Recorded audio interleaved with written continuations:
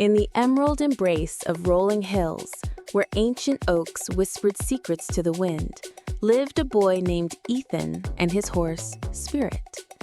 Spirit wasn't just any horse. He was a wild, untamed Mustang captured from the plains. His coat the color of twilight, and his mane like spun moonlight.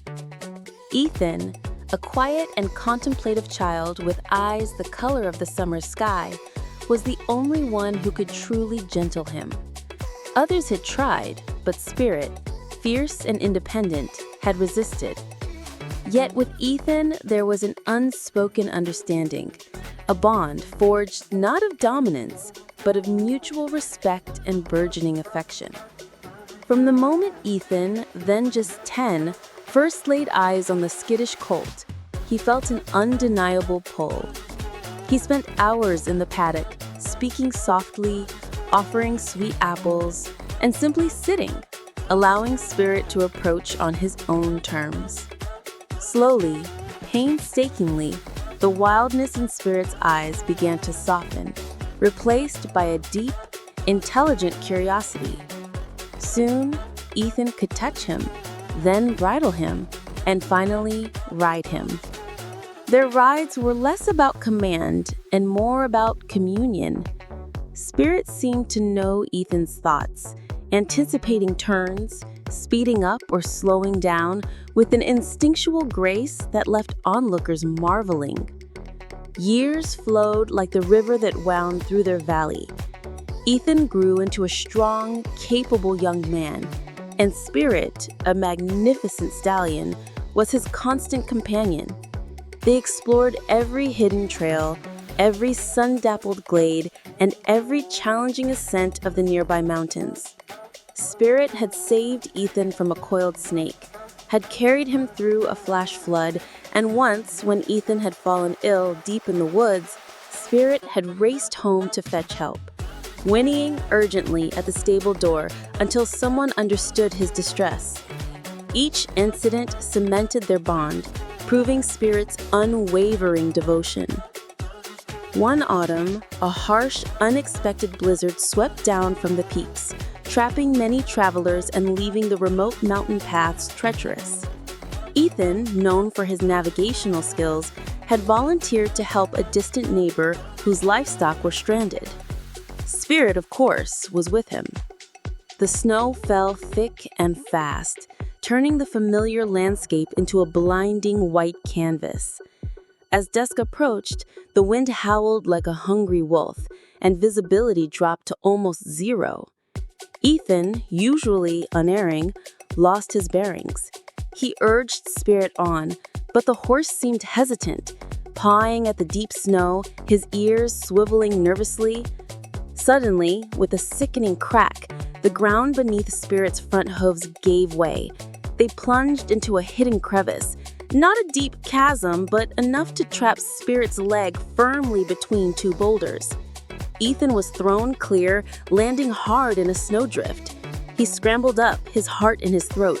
"Spirit, are you all right?" The horse whinnied, a sound of distress and pain, struggling to free himself.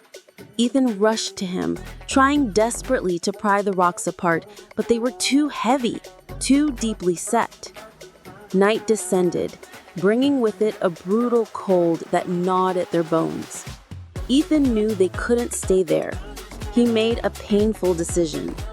"Spirit," he whispered, stroking the horse's quivering muzzle, "I have to go for help. I'll be back. I promise." Spirit whickered, nuzzling Ethan's hand, his eyes, though clouded with pain, holding in unwavering trust. Ethan, despite his own growing hypothermia, began the arduous trek back.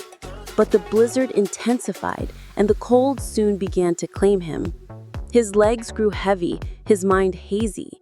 He stumbled, falling more often than he walked, the snow erasing his tracks almost as soon as he made them.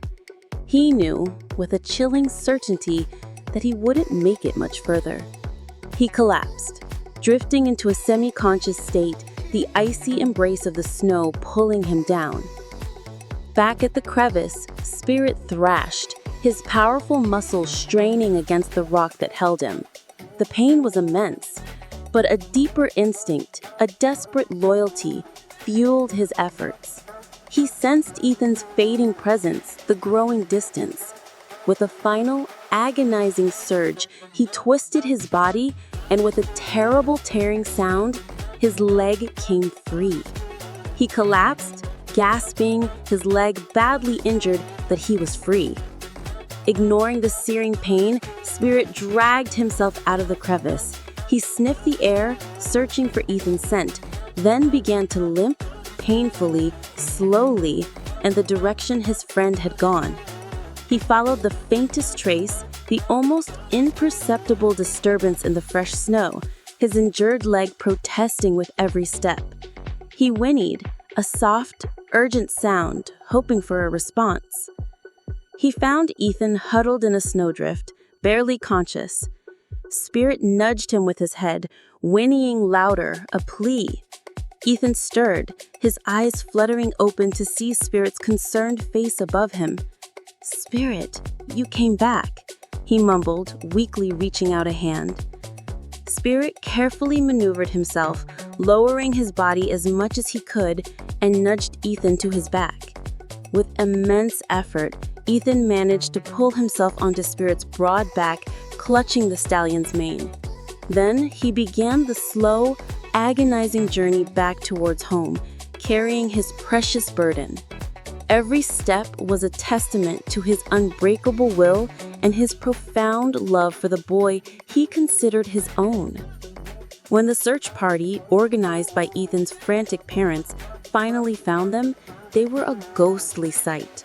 Spirit, limping heavily, his head low, carrying a barely conscious Ethan, both covered in snow, but alive. The vets worked tirelessly on Spirit's leg, and while he would always walk with a slight stiffness, he recovered. The story of Spirit's incredible loyalty spread far and wide, becoming a legend in the valley. Ethan, fully recovered, spent countless hours nursing Spirit, his devotion mirroring the horse's own. Their bond, once a quiet understanding, was now a celebrated symbol of unconditional love and unwavering loyalty. Spirit lived a long, cherished life, always at Ethan's side, a silent, majestic testament to the extraordinary heart of a horse.